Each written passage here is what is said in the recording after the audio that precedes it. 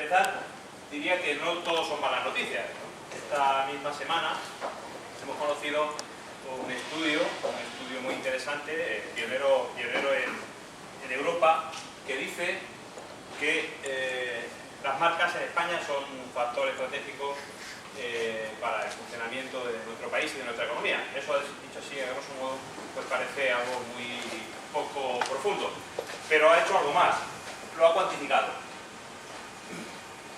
Las empresas que aportan marca le aportan a nuestro PIB 420.000 millones de euros. Eso ya es una cosa algo más seria, ¿no? Ya estamos cuantificando gran parte de la labor que hacemos en pues la gente que trabaja en comunicación, las empresas que creen en la comunicación y la estrategia de comunicación, lo que le aportamos a la economía nacional. No es nada despreciable, ¿no? Es un dato muy potente.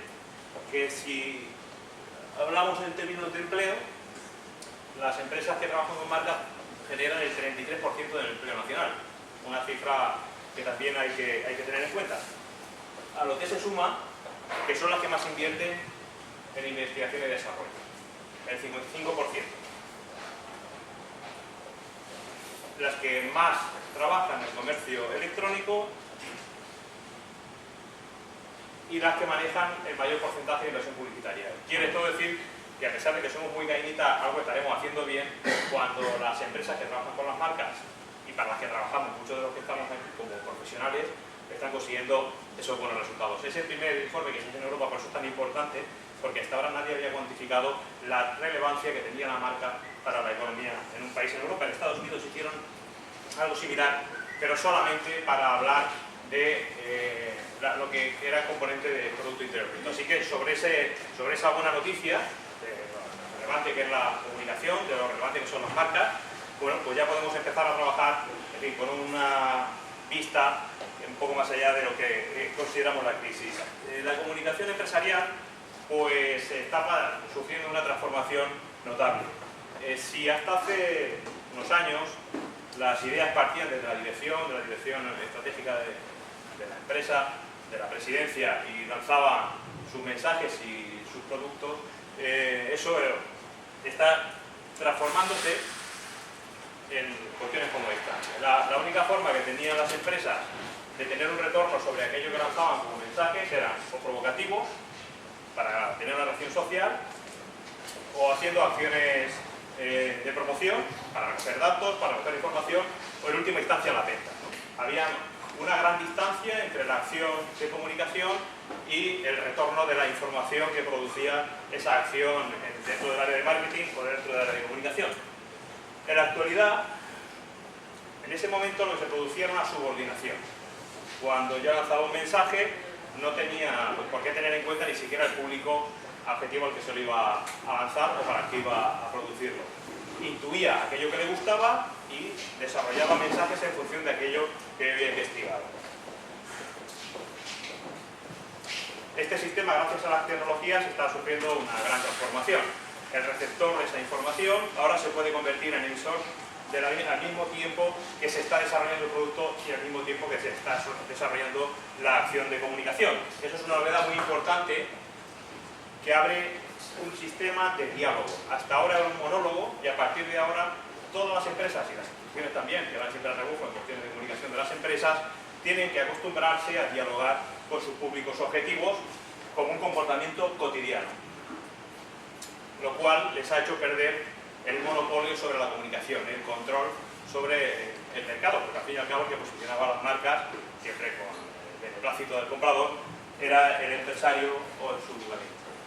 En este sentido, el social media se está convirtiendo en el ejemplo, en el modelo de nuevo elemento de comunicación empresarial. O sea, la figura de la social media en los últimos 4 años ha empezado a tener una función muy relevante en la comunicación de las empresas y tiene un contacto muy directo con la dirección de sus proyectos. Esto está suponiendo una importante novedad en las organizaciones empresariales. O sea, hasta ahora los directores generales, los comités de dirección lanzaban sus estrategias sin tener muy en cuenta aquello que les venía de fuera. Eran poco permeables a la información social, a la información de los targets de sus consumidores e incluso de la ciudadanía en general. No tiene por qué ser uno consumidor de un producto para opinar sobre él en estos momentos, ¿no? lo que hace es que a partir de ahora, antes de tomar una determinación, no solamente hay que tener en cuenta lo que quieres hacer, sino las consecuencias que te puede traer aquello que estás planificando. Y esto se está viendo en algunos sectores como los discográficos, incluso los medios de comunicación, que están sufriendo de una forma brutal, en este caso los discográficos, el cambio de paradigma. Hasta hace unos pocos años el mercado discográfico, la música, era un monopolio en cuanto a distribución, comunicación, y la acción de las nuevas tecnologías ha cambiado el paradigma y ahora mismo ningún modelo anterior al que conocemos es válido en el mundo de la música, ni siquiera en los medios de comunicación, que es donde yo me he movido habitualmente, donde en la actualidad, con la prensa escrita, ya sabemos cuál es su proyección, ¿no? Está bajando a ritmo de un 10, 12, un 15% y algunas veces hasta un 20% la distribución de periódicos diarios, ¿no? A pesar de lo que decía al principio, sí que se ha producido una disminución por efecto de la crisis en la inversión publicitaria. Paradigmáticamente ha bajado un 53% la inversión publicitaria general y han subido la de nuevas tecnologías, la de Internet, un 45%. O sea, esto nos hace ver la apuesta de los medios de comunicación, pues en algunos casos, en la mayoría de ellos, por las nuevas tecnologías, incitados simplemente por el rumbo que han marcado los consumidores, en este caso, que son los que están dominando el mercado. Viendo el plano, el mapa mundi que nos da el último informe sobre los medios digitales, vemos que en casi todos sitios ya se empieza a ver un equilibrio entre qué formato es el que atrae más a la audiencia. Los medios tradicionales ahora mismo están compartiendo ya 50-50 la querencia, la atracción sobre los consumidores de información, algo impensable hace no más de 5 años, ¿no? En este tránsito, para nosotros profesionales, hay una cosa que quería resaltar, que es que además de tener en cuenta a los públicos, dentro de los públicos, en esta transición de la antigua comunicación a la nueva comunicación, estamos 3 grupos, y yo me incluyo en el tercero casi, que es el de analfabetos digitales, ¿no? Hay una avalancha de jóvenes valores que manejan muy bien la tecnología, pero que ignoran a gente como yo, o que no lo tienen muy en cuenta, que son inmigrantes digitales, aquellos que veníamos del papel y que ahora manejamos tecnología, y aquellos que seguimos siendo analfabetos digitales, por mucho que nos empeñemos, y a los que hay que dedicarle un poco de atención, porque dentro de cualquier target hay estos 3 grupos, ¿no? Y es importante que les atendamos.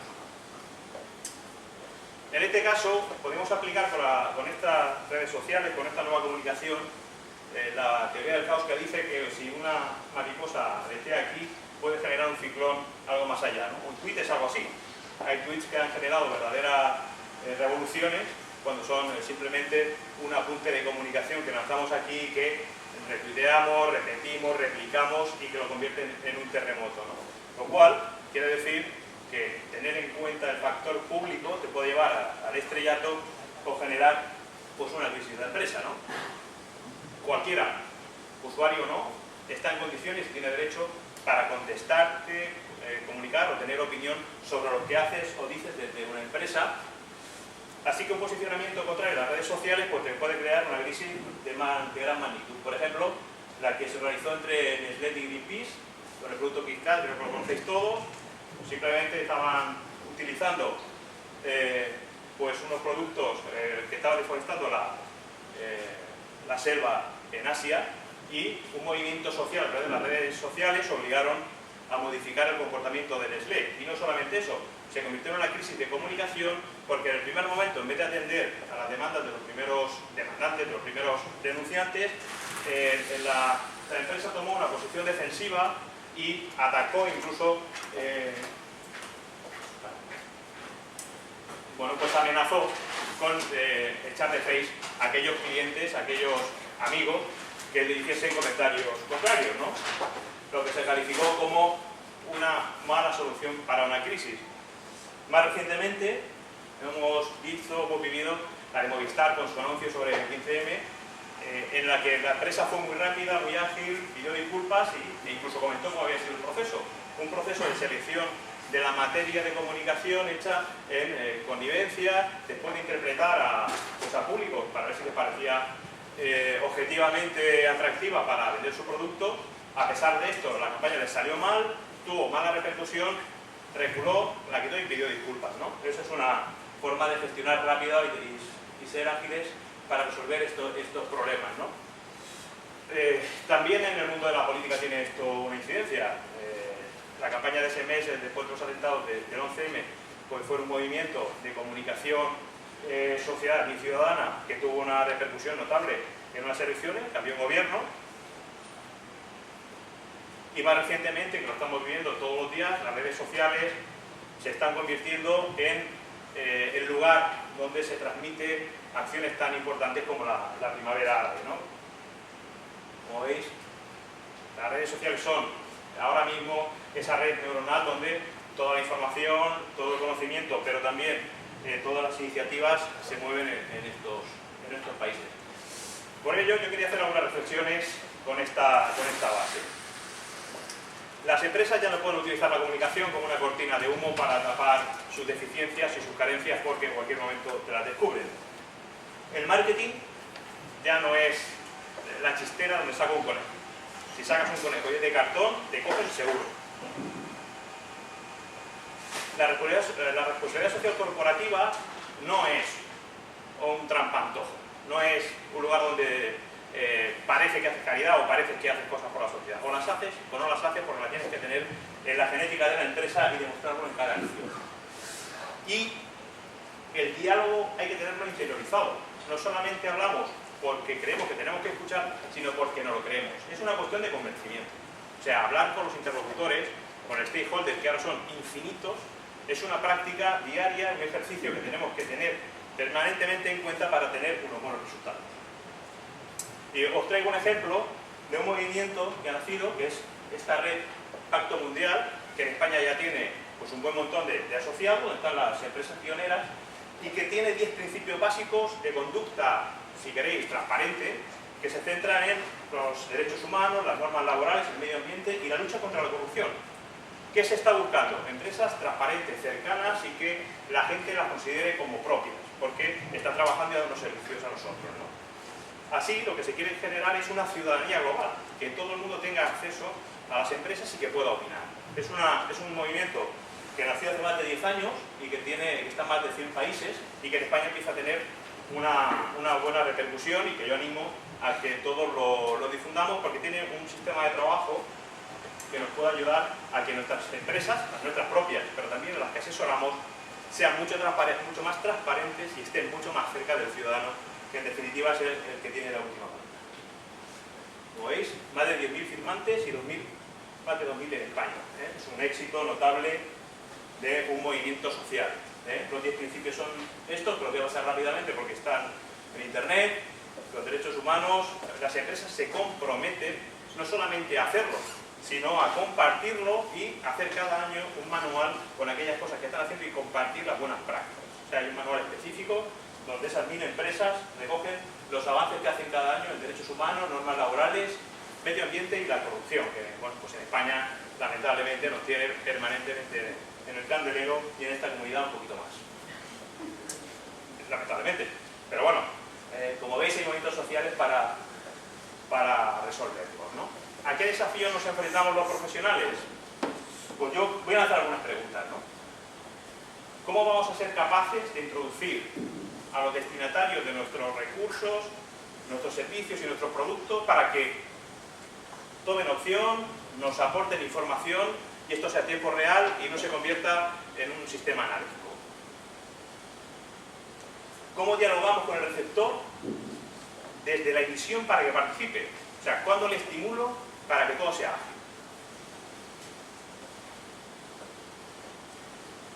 ¿Es necesario o es operativo mandar productos incompletos, información para que te la complementen y así acabar el producto a medida del usuario? ¿Puede el emisor, la empresa, contradecirse a sí mismo si llega el caso? Yo lanzo un proyecto, la sociedad me devuelve justo lo contrario, yo lo asumo y eso como queda. O sea, quiero decir, ¿Eso cómo se vería? ¿Cómo repercutiría eso en los pilares básicos de la empresa, en su credibilidad? Porque si es un movimiento tan democrático, puede ser que me devuelva justo lo contrario de lo que yo he pensado, ¿no? Y eso también puede tener una connotación doble. Si el movimiento contrario a lo que yo pienso lo promueve la competencia a través de la red social, ¿eso cómo lo manejo? Parece ser evidente que la comunicación nueva, la sociedad, está por la labor de desentrañar todo lo que hasta ahora era misterioso en las empresas y se llevaba como elementos reservados. Estos dos casos son más que conocidos, ¿no? Este escritor de nuestra área señala que cuanto más cerca estamos de la sociedad moderna, más fácil es desentrañar aquello que las empresas están ocultando y que en el fondo lo que están haciendo es exasperar al público. Tú vendes una cosa, estás haciendo otra y la gente lo acaba sabiendo y acabas generando un calor social y un clamor contra tu marca, sobre todo las más conocidas, que al final son las más seguidas y las más deseadas, a favor, pero también las más odiadas en muchos casos. El único camino infalible es que no tengamos secretos inconfesables. O sea, ser empresas transparentes. Las nuestras también, las empresas de comunicación deben asumir esto. Traigo un caso local. Hace no mucho vino el secretario de Estado de Comercio a dar una conferencia que organizábamos nosotros y vino a Elche a una visita a una empresa. Esa empresa había tenido una inspección de trabajo una semana antes y había tenido, pues, le habían cometido una infracción de prácticamente un centenar de trabajadores. Si hubiese actuado transparentemente, hubiese llamado al ayuntamiento y hubiese desconvocado esa visita. No lo hizo y el titular es que detectan decenas de empleados en una empresa de calzado y en el interior que la visita institucional se produjo una semana después de esa acción inspectora. Es decir, bueno, pues podría haber evitado. Porque la transparencia evita este tipo de cosas. La primera, no tener trabajadores que no estén regularizados, ¿no? Y la segunda, no tener esto. Yo creo que tenemos que replantearnos nuestros propios proyectos empresariales y hacer que nuestros clientes se lo replanteen. Si queremos que la estrategia de marca vaya vinculada a pilares sólidos, yo creo que hay que recomendarles que sean transparentes, que trabajen con claridad y con honestidad con el mercado, porque se lo va a premiar. Porque el consumidor no es un enemigo a batir, ¿eh? El ciudadano, al fin y al cabo, en una sociedad tan abierta como la nuestra, es un componente muy importante que es el que acaba aportándonos valor. Por eso hay que recuperar el producto en sí mismo, desnudo de aquellas connotaciones falsas, para que la gente entienda el valor que es realmente diferenciador que le estamos aportando.